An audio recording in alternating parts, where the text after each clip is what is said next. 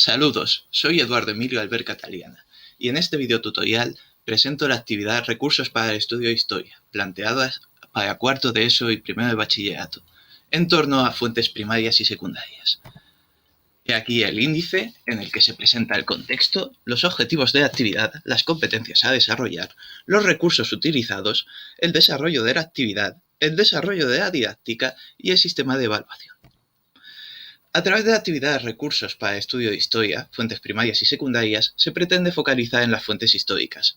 Al ser esta la herramienta fundamental para estudiar, analizar y comprender los procesos históricos, es necesario que los alumnos, en su periodo formativo, conozcan sus distintas tipologías y posibles aplicaciones. La actividad, por tanto, está planteada para grupos de cuarto de ESO y de primero de bachillerato, que necesitan profundizar en estas cuestiones.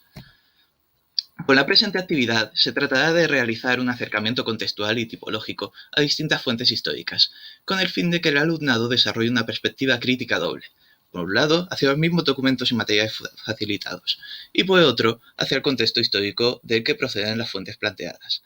Además, puede servir como práctica inicial a ciertos aspectos relativos a la PAU, como la redacción o la elaboración de comentarios de texto. Con la presente actividad se pretende estimular la capacidad analítica, comprensiva y relacional del alumnado en relación a las fuentes sociales, a las ciencias sociales, y en este caso concreto a las fuentes históricas.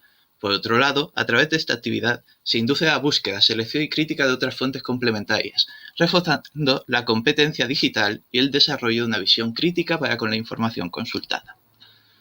Los recursos utilizados estarán incluidos en esta presentación, formando 8 bloques, uno de ellos de ejemplo, cada uno con 2 fuentes, a elegir por el alumnado. Estos bloques están desarrollados en las entradas del blog, que pueden ser utilizadas como material de apoyo. Debido a la extensión de algunas fuentes, se utilizarán fragmentos concretos de las mismas, que sean pautados entre el profesor y el alumnado. Además de los recursos recomendados a continuación, se incentiva la utilización de otros recursos complementarios por parte del propio alumnado, que sea valorado positivamente tal como figura en la rúbrica. Los recursos planteados tratan de ser variados, heterogéneos, para tratar de demostrar la amplitud y enorme diversidad que puede tener una fuente histórica.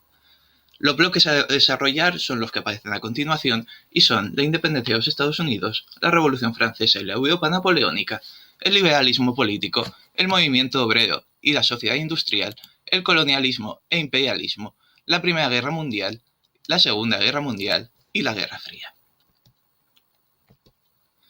El primer bloque contiene 2 fuentes, como se mencionaba anteriormente. La primera de ellas, la Declaración de Independencia de los Estados Unidos de 1776, y la segunda, un capítulo de la miniserie John Adams de 2008.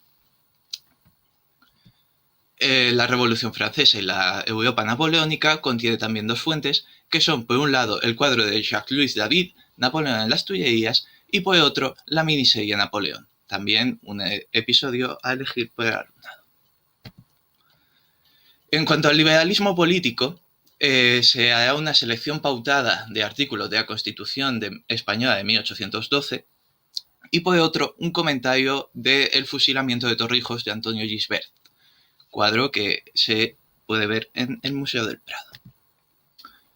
En cuanto al movimiento obrero y la sociedad industrial, se han recopilado estas 2 fuentes. Por un lado, el artículo de Teobaldo Nieva, El legado de la Comune, de 1871, y por otro, un comentario de la película Metrópolis, de 1927. En cuanto al colonialismo y el imperialismo, se seleccionarán más bien fragmentos del discurso del colonialismo de M. César, y por otro lado, se realizará un visionado y un comentario de la película recientemente estrenada La Reina Victoria y Abdul. En cuanto a la Primera Guerra Mundial, las fuentes que la comprenden son 2. En este caso, la película Sin novedad en el frente, de 1930, y este cartel muy reconocible del tío Sam, de 1917. En cuanto a la Segunda Guerra Mundial, contamos con la miniserie Hijos del Tercer Reich, de 2013, y una entrevista seleccionada del documental Shoah, de 1985, de Claude Lanzmann.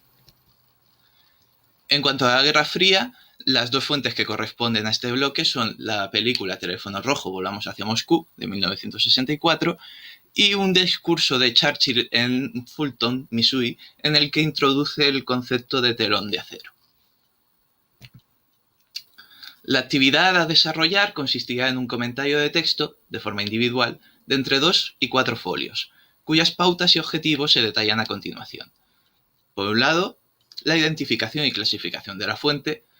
Por otro, la relación entre fuentes, la contextualización de la fuente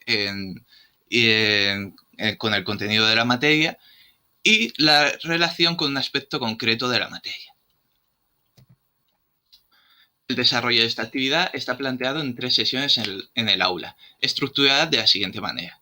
En la primera sesión se hará una introducción y una explicación sobre las fuentes históricas, sus distintas tipologías, presentaciones, etc. Y en la segunda parte de la sesión se darán unas pautas de comentario y redacción relacionados con la actividad. En la segunda sesión se hará un planteamiento práctico de un comentario en base a uno de los temas que se seleccionará como tema de ejemplo y por lo cual no podrá ser utilizado seleccionado por el alumnado.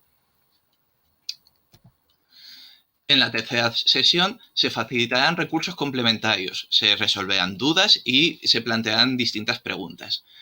Por otro lado, se planteará un breve debate entre el alumnado sobre la importancia de las fuentes históricas y, en concreto, sobre la impresión de cada alumnado la fuente seleccionada que ha tenido. La entrega del comentario tendrá un plazo de 10 días desde la tercera sesión. En cuanto al sistema de evaluación, los criterios de evaluación aparecen publicados en las rúbricas presentes en el blog del profesor. La evaluación de la actividad se subdivide en 3 porcentajes. Un 10% de coevaluación por parte de los compañeros, rigiéndose según los criterios de la rúbrica. Un 10% de autoevaluación, cuyo formulario aparece en el apartado de evaluación del blog, y el 80% restante, que forma parte de la evaluación del profesor, siguiendo los parámetros establecidos por la rúbrica. Eso es todo, y espero que la actividad sea bastante productiva. Un saludo.